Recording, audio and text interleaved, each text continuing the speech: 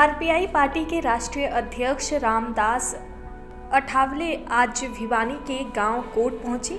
आपको बता दें कि यहां पहुंचकर उन्होंने अपने ओएसडी मीर सिंह की माता के निधन पर शोक प्रकट करने पहुंचे थे। इस दौरान उन्होंने पत्रकारों से बातचीत की और अलग अलग मुद्दों पर चर्चा की। बता दें कि सबसे पहले उन्होंने राहुल गांधी के आदिवासी आरक्षण पर दिए बयान पर उन्हें आड़े हत्थे लिया। उन्होंने कहा कि अगर राहुल गांधी और कांग्रेस पार्टी ने कभी आदिवासी आरक्षण के साथ छेड़छाड़ की तो इसका खामियाजा उन्हें भुगतना पड़ेगा। वहीं इंडिया गठबंधन की जम्मू कश्मीर में दोबारा धारा 370 लगाने के सवाल पर कहा कि कांग्रेस पार्टी को 370 हटाने का कोई अधिकार नहीं है और ना ही कांग्रेस पार्टी जीतेगी। उन्होंने कहा कि जब कांग्रेस पार्टी की सरकार थी उस समय कांग्रेस पार्टी को धारा 370 हटाने का फैसला लेना चाहिए था, लेकिन कांग्रेस पार्टी हमेशा फैसले लेने में पीछे रही है और इसलिए कांग्रेस पार्टी को सत्ता से बाहर जाना पड़ा। और केंद्रीय मंत्री रामदास अठावले ने और क्या कुछ कहा, आप भी सुनिए। मैं आया हूँ, हमारे मीर सिंह जी मतलब एयर इंडिया में इंजीनियर के पद पर काम करते थे। SC/ST वेलफेयर एसोसिएशन का वो काम भी करते थे एयर इंडिया का। तो जब मैं 1998 में पहली बार मैं मेंबर ऑफ पार्लियामेंट बना था लोकसभा में, तब से उनकी मेरी बहुत अच्छी पहचान थी। और मीर सिंह जी बहुत बड़े संघर्षशील नेता रहे हैं। दलित और पिछड़े वर्गों के न्याय के लिए उन्होंने बहुत बड़ा संघर्ष भी किया है। उनके माताजी का देहांत कुछ दिन पहले हुआ था, लेकिन मेरे पूरे देश भर में टूर चल रहे थे। तो मीर सिंह हमारे बहुत ही नजदीक के मित्र भी है, कार्यकर्ता भी है, अधिकारी भी रहे हैं और उन्होंने मेरे मंत्रालय में कई साल तक उन्होंने काम भी किया है। तो उनके माताजी का देहांत होने की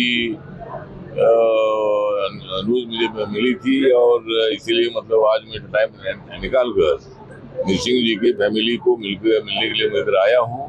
उनके माताजी को मैं भावपूर्ण आदरांजलि अर्पित करता हूँ और माताजी ने बहुत बड़ा कष्ट उठाकर उन्होंने अपने बच्चों को तो संभाला था और एक दूसरा उनका जो भाई है वो ESI भी है और भी उनकी फैमिली बहुत बड़ी फैमिली है। तो उनके सबके दुख में शामिल होने के लिए आज मैं भिवानी के क्या गाँव का नाम गाँव में मैं भिवानी जिले के कौन गाँव में मैं आया हूँ। इसके पहले मैं एक बार यहाँ आया था और माता जी को मैं तो मिला था, लेकिन उनका देहांत होने के बाद मैं आज इधर आया हूँ उनको आदरांजलि करने के लिए। और मीर सिंह और उनकी जो पूरी फैमिली है उनके दुख में मैं शामिल होने के लिए आज मैं इधर आया हूँ। कांग्रेस पार्टी ने जो उम्मीदवारों की घोषणा करी है उनमें से तो गठबंधन पार्टियां शामिल हैं, क्या कहना चाहिए? कांग्रेस पार्टी ने अपनी लिस्ट जारी की है, उनको किसका सपोर्ट है वो तो हर एक पार्टी को किसको सपोर्ट करना अधिकार है। लेकिन मेरी जो रिपब्लिकन पार्टी ऑफ इंडिया है ये लगातार 10 साल से नेशनल डेमोक्रेटिक अलायंस जो इंडिया में मेरी पार्टी काम करती है। माननीय नरेंद्र मोदी के नेतृत्व में मतलब पूरा देश को विकास की दिशा से आगे ले जाने का उनका जो मिशन है उसको पूरा सपोर्ट करने के लिए मेरी रिपब्लिकन पार्टी उनके साथ है। लगातार मैं तीसरी बार माननीय नरेंद्र मोदी की सरकार में सामाजिक न्याय एवं अधिकारिता मंत्रालय का मैं राज्य मंत्री मैं रहा हूँ। और अभी जो चुनाव हरियाणा में आया है, इस चुनाव में मेरे पार्टी ने निर्णय लिया है, हमारे रवि कुंडली जी के नेतृत्व में हमारी पार्टी काम करके यहाँ कई जिलों में रिपब्लिकन पार्टी की यूनिट भी है और एक 14-15 सीटों पर चुनाव लड़ने का हमने तय किया था। लेकिन बीजेपी के प्रदेश अध्यक्ष जो हमारे मनोहर लाल बड़ोली जी है उन्होंने मतलब हमें रिक्वेस्ट किया कि इस बार आप लोग पूरा सपोर्ट करिए। और मेरे पार्टी ने निर्णय लिया है कि हरियाणा में हम एक भी सीट नहीं खड़ी करेंगे। तो 90 सीटें हैं, 90 सीटों पर रिपब्लिकन पार्टी बीजेपी का समर्थन करेगी और हमें पूरा विश्वास है कि लगातार 2 बार या बीजेपी की सरकार चुनकर आई थी और तीसरे बार भी या बीजेपी की सरकार चुनकर आएगी, ऐसा हमें पूरा विश्वास है। सर हरियाणा में आप मैं प्रचार में आऊंगा, मतलब जहाँ जहाँ मुझे बुलाया जाएगा वहाँ मैं आऊंगा। मैं लोकसभा के चुनाव में भी सोनीपत है, पानीपत है, करनाल है, कुरुक्षेत्र है, ऐसे कई जिलों में जाकर आया था। अभी भी मैं जहाँ जहाँ मुझे बुलाएगी वहाँ मैं मेरा प्रोग्राम बनाऊंगा। और हरियाणा में जो 90 सीटें है, 90 सीटों में से कई सीटों पर प्रचार के लिए मैं जाऊंगा। और मुझे पूरा विश्वास है कि नरेंद्र मोदी जी के नेतृत्व में जिस तरह के केंद्र में हमारी सरकार आई है, उसी तरह हरियाणा में भी तीसरी बार हमारी सरकार आएगी, ऐसा हमें पूरा विश्वास है। जम्मू कश्मीर में चुनाव है सर, क्या कहना चाहिए? जम्मू कश्मीर में चुनाव है। जम्मू कश्मीर में मेरी पार्टी की तरफ से मैं 8-10 सीटों पर चुनाव लड़ रहा हूँ, लेकिन बाकी की सीटों पर मेरी पार्टी बीजेपी का समर्थन कर रही है। तो जिस तरह 370 आर्टिकल जम्मू कश्मीर के हटाने के बाद वहाँ बहुत बड़ी शांति आई है। वहाँ मतलब जो आतंकवादी है, आतंकवादियों का खात्मा रोज हो रहा है। और मुझे लगता है कि 370 आर्टिकल हटाने के बाद जो लोकसभा का जो चुनाव हुआ उसमें 60% वोटिंग का परसेंटेज वहाँ जम्मू कश्मीर में रहा। ये हमारे लिए बहुत बड़ी गर्व की बात है।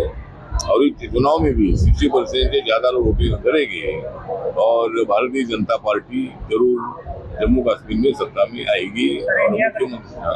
सर इंडिया गठबंधन ने कहा है कि जम्मू कश्मीर में अगर इंडिया गठबंधन की सरकार बनती है तो वो धारा 370 को हटाएंगे, तो क्या देख रहे हैं कि कितना सही है ये? मुझे लगता है कि उनको अधिकार नहीं है, अगर उनकी सरकार तो आएगी भी नहीं है। लेकिन अगर आती हुए समझो जो भी लोगों के मन में है उसके मुताबिक उनके रुझान आएंगे। लेकिन उनकी सरकार आने के बाद वो राज्य को कोई अधिकार नहीं है। 370 आर्टिकल हटाने का पूरा अधिकार केंद्र सरकार को था और ये कांग्रेस पार्टी ने करना चाहिए था, लेकिन कांग्रेस पार्टी हमेशा निर्णय लेने में बहुत ही पीछे रही है। इसलिए कांग्रेस पार्टी को सत्ता से बाहर जाना पड़ा है। नरेंद्र मोदी सरकार ने मतलब बहुत बड़ा टेंडरिंग करके 370 आर्टिकल को हटाया है और वहाँ का आतंकवाद 99% खत्म हो चुका है। इसीलिए अगर उनकी सरकार भी आती है, तो भी मतलब उनको 370 आर्टिकल हटाने का अधिकार नहीं है। और जिस तरह मतलब हमारे मल्लिकार्जुन खड़गे जी जो कांग्रेस पार्टी के अध्यक्ष है वो बोल रहे कि और 20 सीटें अगर मतलब हमारी कम आती थी तो ये बीजेपी के लोग, एनडीए के लोग पूरे जेल में होते थे। लेकिन मैं मल्लिकार्जुन खड़गे जी को सवाल पूछना चाहता हूँ कि हमारी सरकार आने के बाद भी आप जेल में नहीं है, राहुल गांधी जेल में नहीं है, सोनिया गांधी जेल में नहीं है, हमने किसको जेल में नहीं डाला है। जो ईडी की इंक्वायरी होती है, इंडिपेंडेंट इंक्वायरी होती है, और जो मतलब धंधा पानी करने के लिए किसका विरोध नहीं है, लेकिन धंधा पानी में जो अनियमितता होती है उसमें करप्शन दिखाई देता है, तो मुझे लगता है कि वहाँ ईडी की इंक्वायरी होती है। तो मुझे लगता है कि अगर उनकी सरकार आती थी तो वो बोलते हैं भाई हमको जेल में डालेंगे, हमको क्या जेल में डाल सकते हैं, नरेंद्र मोदी इतना अच्छा काम कर रहे उसको क्या जेल में डाल सकते हैं। तो मल्लिकार्जुन खड़गे जी के बयान झूठा बयान है या गलत बयान है। लोकतंत्र में मतलब इसी तरह का बयान देना ठीक नहीं है। ये जेल में होते थे और ये होते थे, इसी तरह का बयान देना ठीक नहीं है। मुझे लगता है कि ये लोकतंत्र को धोखा पहुंचाने का काम मल्लिकार्जुन खड़गे जी और कांग्रेस पार्टी कर रही है और इसीलिए हम उनके स्टेटमेंट का निषेध करते हैं। सर राहुल गांधी ने भी विदेश के अंदर कई विवादित बयान दिए हैं, सर क्या कहना चाहेंगे? राहुल गांधी जो विवादित बयान देने में माहिर है, मतलब जब वो भारत के बाहर जाते हैं तो अपने देश के खिलाफ बातें करते रहते हैं। लेकिन राहुल गांधी के स्टेटमेंट का मैं निषेध करता हूँ। उन्होंने दलितों के, आदिवासियों के आरक्षण का विरोध किया है। उन्होंने बोला है कि भाई एक न एक दिन ये आरक्षण हम हटा देंगे, तो अगर वो हमारा आरक्षण हटाएगी तो हम राहुल गांधी जी को और कांग्रेस को मिटाएंगे। तो इसी तरह का स्टेटमेंट देना ठीक नहीं है।